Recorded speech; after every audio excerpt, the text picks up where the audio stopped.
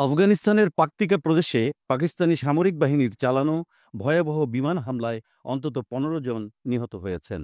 নিহতদের মধ্যে নারী ও শিশুও রয়েছেন। ভারতীয় বার্তা সংস্থা এএনআই এবং আফগান সংবাদ মাধ্যম খামা প্রেসের পৃথক প্রতিবেদনে এ তথ্য জানা গেছে। বুধবার ২৫ ডিসেম্বর প্রকাশিত প্রতিবেদনে উল্লেখ করা হয়েছে, পাকতিকা প্রদেশের বারমাল জেলায় পাকিস্তানি সামরিক বাহিনী একাধিক দফায় বিমান হামলা চালায়। হামলায় লামানসহ ৭টি গ্রাম লক্ষ্যবস্তুতে পরিণত হয়। এতে একটি পরিবারের ৫ সদস্যসহ নারী ও শিশু প্রাণ হারান। নিহতের সংখ্যা আরও বাড়তে পারে বলে আশঙ্কা করা হচ্ছে। খামা প্রেসের প্রতিবেদন অনুযায়ী হামলায় বারমালের মুর্গ বাজার গ্রাম সম্পূর্ণ ধ্বংস হয়ে গেছে। স্থানীয় সূত্রের দাবি, পাকিস্তানের যুদ্ধবিমান এই বোমা হামলার জন্য দায়ী। হামলার ফলে ব্যাপক ধ্বংসযজ্ঞের পাশাপাশি অনেক বেসামরিক মানুষ গুরুতর আহত হয়েছেন।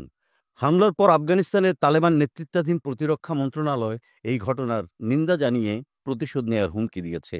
মন্ত্রণালয় এক বিবৃতিতে বলেছে, তাদের ভূখণ্ড এবং সার্বভৌমত্ব রক্ষার অধিকার তারা প্রয়োগ করবে।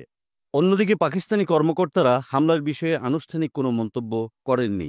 তবে সামরিক বাহিনীর ঘনিষ্ঠ সূত্র ইঙ্গিত দিয়েছে, সীমান্তবর্তী অঞ্চলে তালেবান জঙ্গিদের আস্তানা লক্ষ্য করেই হামলাটি চালানো হয়েছে। এই ঘটনা এমন এক সময়ে ঘটল যখন পাকিস্তান ও আফগানিস্তানের মধ্যে সম্পর্ক উত্তেজনাপূর্ণ।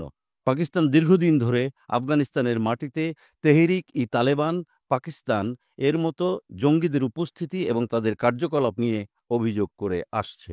হামলার পর উদ্ধার কার্যক্রম অব্যাহত রয়েছে এবং ঘটনার পেছনে প্রকৃত দায় নিশ্চিত করতে তদন্ত চলছে।